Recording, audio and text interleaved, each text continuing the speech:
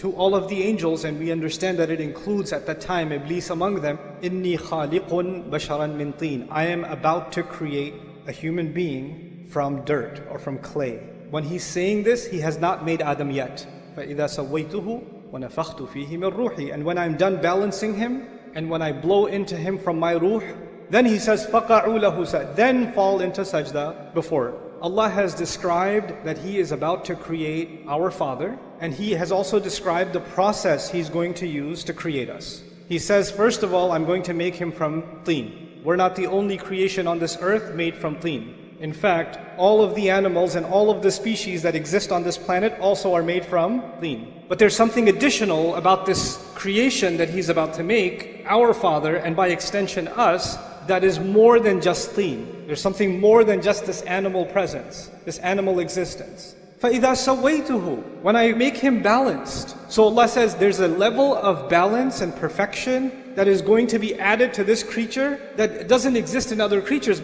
Allah is telling us that human beings will have an ability to balance opposing things. They're going to have the ability, for example, to balance their individual needs with the needs of their family. They're going to balance their personal responsibilities with social responsibilities. They're going to balance their rights and their responsibilities. The balance is actually between our impulses, our emotions, and our thought process. So let me explain what that means. When a hungry dog sees something, it goes and it bites it.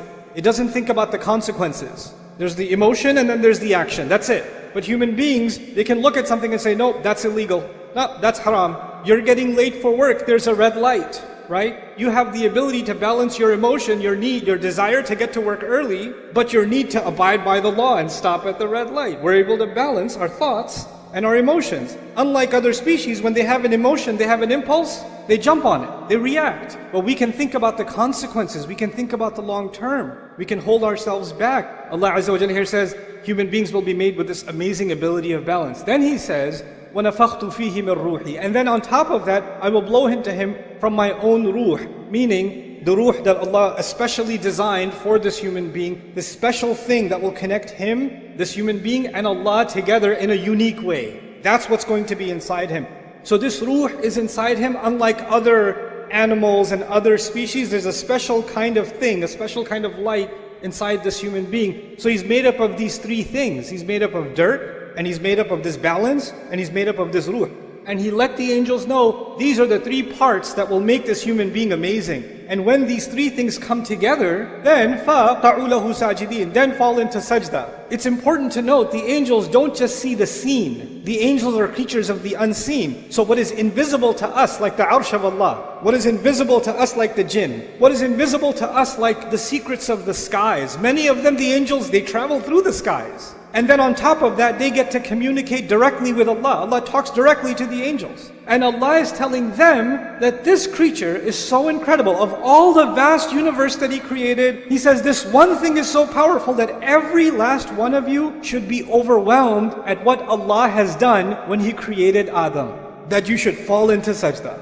فَسَجَدَ الْمَلَائِكَ كُلُّهُمْ أَجْمَعُونَ. All of them, all together fell into sajda. How big of a deal is the creation of Adam alayhi salam? So now, this announcement is made. And Iblees, we know, heard this announcement also. And if Iblees heard this announcement, he also knows that Adam is made up of three things. But we know that when, Allah tells us that when he refused to do sajda, he turns to Allah. He doesn't say, خَلَقْتَنِي مِن نَارٍ وَخَلَقْتَهُ مِن طِينٍ وَسَوَّيْتَهُ وَنَفَخْتَ فِيهِ مِن رُوحِكَ. He doesn't say that. He says, you made me from fire, you made him from dirt. That's just one of those three things, isn't it? There's two more things. And He knows about those two other things. He knows about the taswiyah, the balance of the human being. He also knows about the ruh that is inside the human being. But when he complains to Allah that you made him from dirt, he pretends that he doesn't know about those other two things. But he does. He fully knows. When he denies these other two things, he knows that if he acknowledges those two things, then he has to acknowledge how incredible the human being actually is. But if he only acknowledges the dirt, if he only acknowledges the mud, then what's the difference between Adam and a horse? What's the difference between Adam and a cow and a monkey? They eat, he eats. They get shelter, they get shelter. They have kids, he has kids. He's just an evolved animal. That's all. Okay, so he can stand on his 2 feet. Big deal. He deliberately denies two components of our existence out of the three. Now, he hates humanity. He blames Allah for giving us this position. He swore that he wants to not only see Adam alayhi salam fail, because if you hate Adam, then you got Adam expelled from Jannah, you should be like, I'm good now, I got my revenge, feel better. Nah, he doesn't feel better. He's like, now I'm gonna get his kids, and now I'm gonna get his family, now I'm gonna get their kids, and their kids. And he keeps ruining human beings time and time and time and time again. One of the things that we learn from this passage and these ayat of the Quran is that Iblees did not want the human being to be acknowledged as something worthy. One of his greatest successes, if he can convince you and me that in fact you're not worthy. Self-worth, valuing yourself, respecting yourself as a human being, is actually one of the great crises in the world today.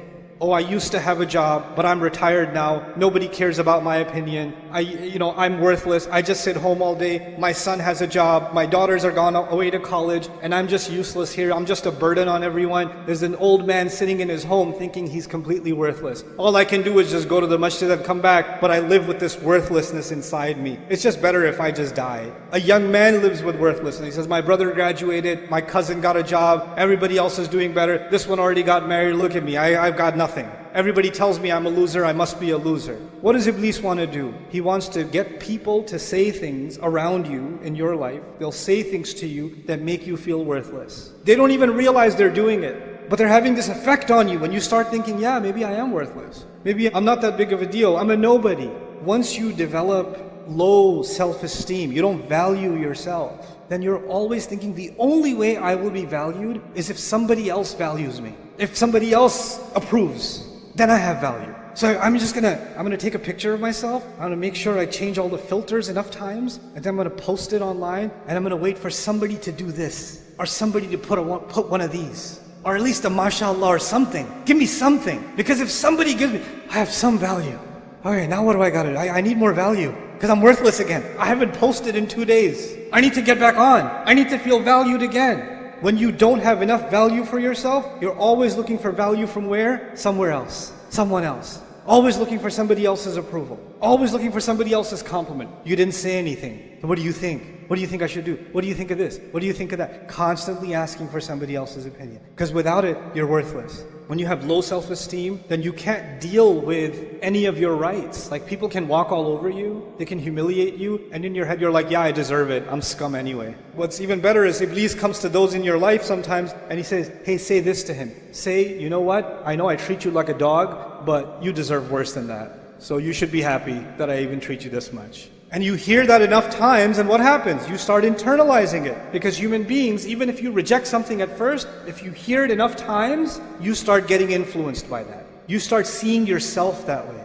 When you start developing this is a great victory of Shaitan, because Shaitan says, that's what I was saying, man. That's exactly what I was saying, just dirt. Look at him. What ballads, what ruh. And what does Allah do? Before you and I even came on this earth, because of what our Father was given, which we have been given, the creation of our bodies, then on top of that the taswiyah, and on top of that the ruh.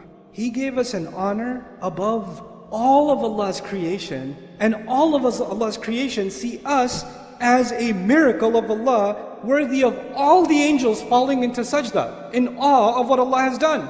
So now the angels in the heavens are impressed with you, and you're not impressed with yourself. You think you're worthless. But this is one side of the equation, that we value ourselves. But Iblis, he's got multiple tactics. One subject that keeps coming up is self-love, self-worth, self-esteem, which is what I'm talking about too, but you can take that too far. You're amazing. You're the best. Believe in yourself. You.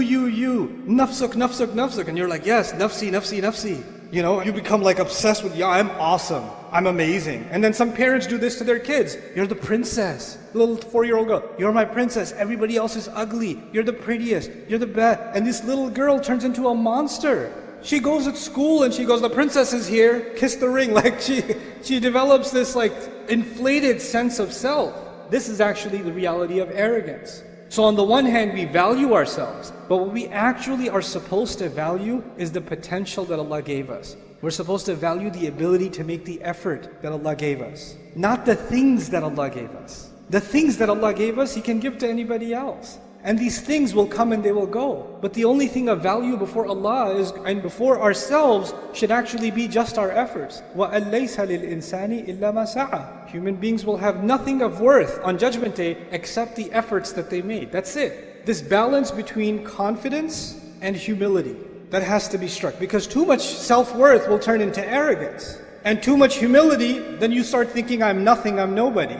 And that's what Allah Azza wa Jal defined as one of the most amazing qualities that human beings have. There's this spiritual and there's this material. There's this confidence and there's this humility, and they both coexist. There's taswiyah all the time. And it's remarkable, right, that on the one hand Allah mentioned dirt, and on the other hand Allah mentioned the ruh, the two opposites, and in between them He mentioned balance. فَإِذَا سَوَيْتُهُ وَنَفَخْتُ فِيهِ مِنْ رُوحِي. SubhanAllah. Our entire life is supposed to be a struggle to find that balance, to find that real worth in ourselves. So we're not looking for it in other people, we're not looking for it in things, we're not looking for it in posts or engagement or followers. We're not looking for worth in the clothes we're wearing. We're looking for worth in what we give to Allah Azza wa Jal. No goodness is worthless. No good effort is worthless. No human being is worthless. Find value in yourself that Allah has already given you. May Allah Azza wa Jal allow us to value ourselves, see our worth, and not allow shaitan to make me and you see ourselves as someone worthless or unworthy or someone who should be stepped on or should be punished. We should stop doing that self-hatred, and may Allah allow that self-value never